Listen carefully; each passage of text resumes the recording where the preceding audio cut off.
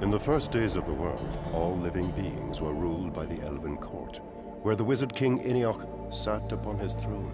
He maintained a delicate balance of light and shadow. Banished from their garden, a new race called humans sailed to Inioch's realm. Attracted to its splendor, they entered the Valley of Wonders, seeking the elven court. In defiant hordes, they besieged the valley. Unable to restrain the callow race, King Inioch and his court were slain. Queen Elwyn, Inioch's second wife, fled the burning ruins with her baby, Julia. Inioch's firstborn, Prince Meandor, fell among the dead. The fall of Inioch's court split the elves into factions. Some desired only to rebuild in tranquility, while others, scarred by their loss, demanded the annihilation of all things human. Unable to forget the carnage, these dark elves cultivated malice, embracing the shadows. From the gloom of their underground hideouts, they sharpened weapons of war. But the child Julia grew, tutored in the ways of light, upon a remote island where Queen Elwyn gathered remnants of Inioch's court. As she matured, Julia allied herself with virtue, joining a society called Keepers to shine light amid darkness. Mistaken for dead, yet shackled to vengeance, Meandor embraced the Dark Elves. By right of royal lineage, Meandor founded a sect called the Cult of Storms and wrought terror on any who opposed their dark ideals. After 2 centuries of wars, a new star appeared over the Valley of Wonders. Keeper scouts spied Meandor lurking about the ruins of Inioch's court. In response, Julia too followed the omen, hoping to thwart her dark brother's scheme. An uneasy silence engulfed the lands.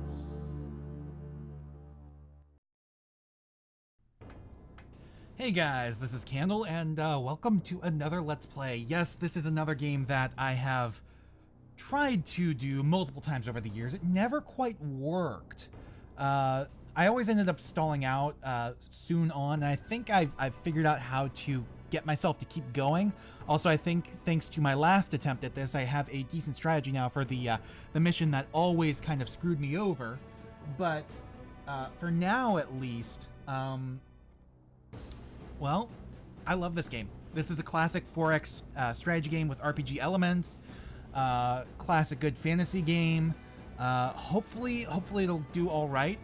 Basically what happens is this game has 2 main campaigns. We'll be running through both of them. We have the Keepers and the Cult of Storms.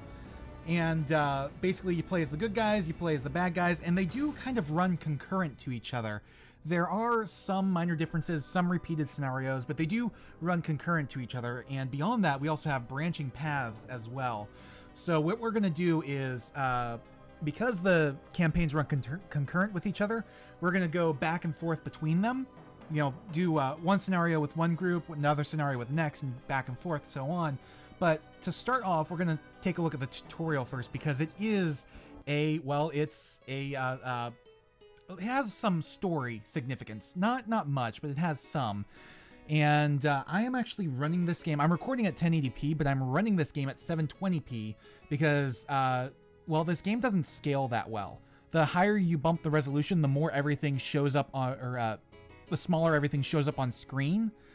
And 1280 by 720 is pretty damn close to the resolution I played at the most as a kid, which was 1024 by 768. And it still fits the 16 by 9 wide frame aspect ratio. So anyways, welcome to the tutorial. I don't really need these tips for the most part, but we'll have them anyways. For the tutorial, for centuries, those who would lead the Keepers have been sent to a remote isle to complete an initiation mission. In this test, you will learn how to manage a small realm and eradicate a small goblin infestation. So we're playing as the Keepers for this. You have your scenario info here, your objectives, and so on. This is pretty much just teaches you, yeah, you got spells to research, doesn't really matter which one.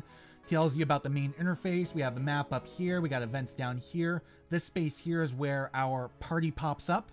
If we're playing at a lower resolution, like if you play this in windowed mode, it defaults to 640 by 480. then the party covers up the world map until you get rid of it and so on, the party window. Down here, you've got the current time. Yeah, it's clock of non-timed games, or the countdown to the forced end turn in timed games. I don't ever play a timed game. You got your two basic resources. You have gold and mana, and that is really the only two resources you have. You have gold, which allows you to buy units, and then you have mana, which fuels your magic. And that's it. You got other options and so on down here, including the actual game menu.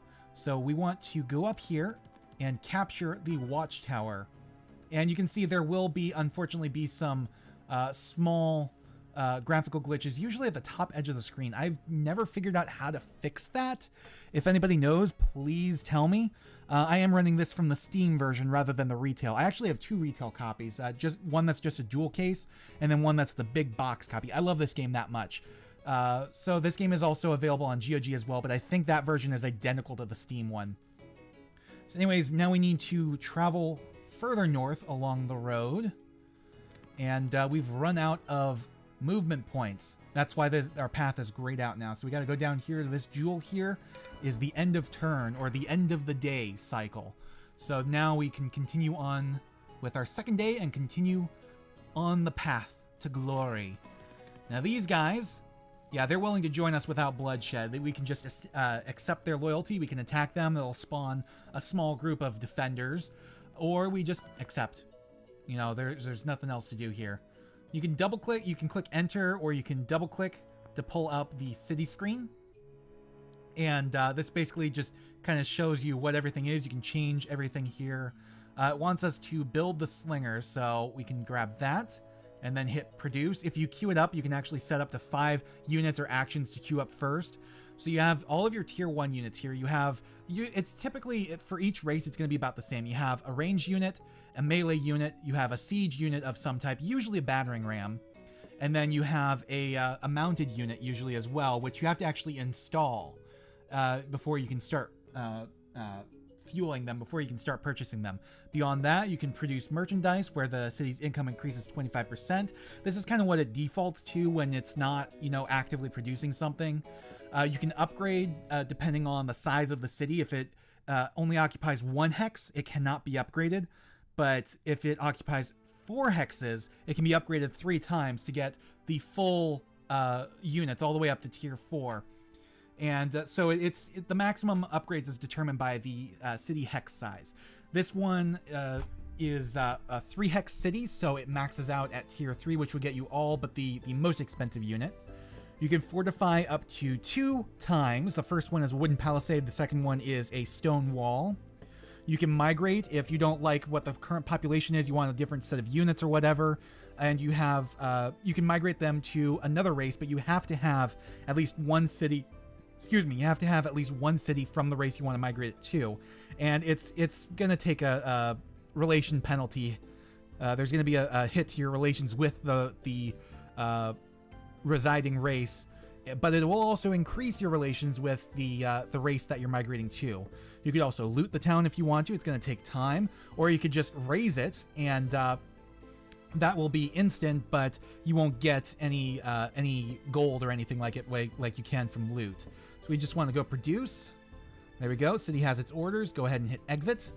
Now we want to continue north. Take that mine. So the mines and the farms are what generate gold, basically. Cities do as well, but not to the extent that mines and farms do. And they're the ones you want to keep in order to... You always want to make sure this is like in the green whenever possible. Same with the mana. And there's power nodes that do that as well. We'll encounter one of those later. But that's the end of the day here. So let's go ahead and continue north. And here's where the RPG elements start coming into play. We got a monster lair here. Now this one wants us to... Yeah, we can search them and we can get loot here. Now, there are 2 different types of combat. Here they want automatic combat, which is what I usually default to, but you can also choose tactical as well, and it'll probably try to force us into a tactical fight at some point.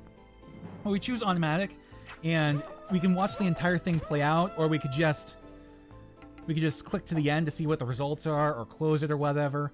And you notice how our group is in the center and the defenders are up here. Well, what's actually happening is the center is typically the hex being attacked, but because we're searching a building or a structure, there's only one group of defenders. But this game is kind of neat in that all these different spaces are the surrounding hexes. So in a single, yeah, we want to pick that up. We've got loot here as well. This is those RPG elements at work. So the single party can, when you attack the hex, all the surrounding hexes get drawn into the same fight. So that sets up some really nice battles where you've got like 3 hex by 4 hexes and so on going on, because you have up to 7 hexes occupied at once that all go into the same battle. And your party's max out at 8 as well. So that gets some decent battles where you have a maximum of, what is it, 56, I think? Yeah, 56 units on the map at once. And that's actually the end of the day here as well. So we want to continue on to the cave, and we hit go down. And this is another interesting thing about this game, is there are different levels to the map. You don't just have the surface, you also have the caverns, and then on certain maps as well. It all depends on how the map is set up. Some just have a surface, some have the surface and caverns, but then there's also a deeps as well, a depths that is even below the caverns. So this is the power node, and it's basically just a mine for magic. That's all it is. And go ahead and hit, there we go. Now we want to go out of the cave here. And we've got another cave. Back on the surface, and we've run out of movement points, so we're stuck going to the next turn. Mages or merchants. So we have Wizards Towers, and they're different than other games in the franchise. Later games employ the Wizards Tower completely differently. Here they are shops where they it selects a random spell, and you can purchase it. And sometimes it'll be spells that you couldn't research yourself. Sometimes it'll be spells that you've already researched, at which point you can't actually purchase them. And sometimes it'll just be, it's just a random spell. You know, it's always good to check out a Wizard's Tower and try to buy whatever you can. Increase your spell book. Excuse me. So if we go here, continue further, we've got friendly units. Again, we just joined them, and now we have a full party.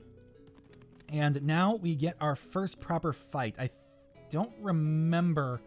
Oh shoot, is there a log somewhere? I don't remember what it wanted us to do. Did it want us to do tactical or not? I think this one's supposed to be tactical. So when we come into tactical here, it sets up this hex-based thing where you've got, you know, the center hex units would be here, and the rest of them would be arrayed all the way around. And what's kind of interesting is you have to either draw them out, or you have to attack and take down the defenses in order, if they have them. And we're gonna just wait the rest of them, try to draw them out a bit. So you can see they're already kind of moving out. We've got, what, 4 defenders here? 5 defenders, including an enemy hero. And enemy heroes are a little bit different from leaders. This right here is a leader. Leaders are more powerful than heroes, plus if you lose your leader, it's game over. You've automatically lost. Whereas if you lose a hero, it's not game over. You can still win after losing a hero. It's not recommended though, but it is possible. So there we go. We've got our way in no matter what. And we're gonna hit that wall no matter what. That's 100% chance of hitting the wall. But we took it down. So we don't have to worry about that. And I will wait again, because I'll draw them out a little bit further. Because this game doesn't really show you, but after you move like a certain number of points, certain actions are restricted from you. Like you can't use range attacks after moving, I think. But you can use others. Let's go ahead and focus on this guy, because this guy's powerful. And we want to take him out as quick as we can. Yeah, this is actually a tier 3 unit, the Goblin Beetle. Alright, let's go ahead and go after him with our Dwarven Boar Rider. You can see, like, we barely did any damage to him. But, he did, like, a whole bunch of damage to us. There we go, he's done. Now let's go after the Spider. The Spider's an enchanted creature. So yeah, I really do love this game, but I don't think it gets enough praise on YouTube. I think there's only, like, 2 or 3 finished Let's Plays of this game. And like I said, I've tried this 2 or 3 times myself over the years and never got too far. But we're going to try something a bit different. Yeah, especially since I think one of those Let's Plays that is still active, still on the channel or on YouTube, is, if I remember correctly, it's at 480p. I don't know if they played it windowed or not, but, you know, it's low. Yeah, see, we can't use Hurl Boulder anymore. Everybody else, and they can only move a certain amount. Everybody else will try to move up. I completely forgot I had my Siren in here as well. Or Siren. Alright, you know what, we'll sacrifice the Dwarf Boar Rider to try to take on... Ooh, okay, that's not too bad. Let's go ahead and use Geyser. Use that spell we just got from the Wizard's Tower. There we go. Like I said, I don't really do the whole tactical combat in this game too often. I usually find it easier and quicker to do automatic combat. Every now and then I'll do a tactical combat just because I want that extra control over like a close thingamabob, a close fight. But usually I'll just go for the automatic combat. Alright, come on. Yes! Okay, we got him. Now it wants us to check out the Relations tab. So, basically this allows us to keep track of not only how other races feel about us, but how other leaders feel about us as well. Like our opponent here is Borok of the Goblins, and we're at war with him. And his relations with the Halflings are not great, but his relations with the Goblins are good. And vice versa for us with the Goblins and so on. So again, here I think they want us to raise the city here. Just kind of, this is kind of mostly to get you used to playing the game, teach you kind of like what it's about and so on. So you notice how this is gray here. That's an independent party. And they're controlled by the computer. Even when you're playing like a scenario with all human opponents, independents are played by the computer. They are, they're not allied with any leader or anything like that. They just kind of do their own thing. Some guard, some roam, and stuff like that. Alright, the enemy has fled. Scouts report that your spineless foe has been seen his destruction coming and has fled to the south. Follow him by selecting your leader's party, yada yada, and continuing onward to the Ring of Stones, which allows for teleportation. So let's go ahead and teleport. And the final battle awaits to the west. Let's go ahead and select automatic here. It doesn't really matter. He's dead no matter what. So Borok is defeated. On day 7, the Empire of the Goblins led by Borok was defeated. And now that we've defeated Borok, we've passed the initiation trial to enter the ranks of the leaders of the Keepers. Rejoice! But do not celebrate for too long, as far greater challenges lie ahead for those brave enough to take them on. Alright, we were victorious, and here you can see your typical victory window as well, which shows, you know, what, how long you were winning, what armies, gold, mana, heroes, and then structures, and so on. And that's how you play Age of Wonders. Very quick, very simple, very easy tutorial. So, I'll see you guys next time. Thanks for watching. Please remember to comment, rate, and subscribe.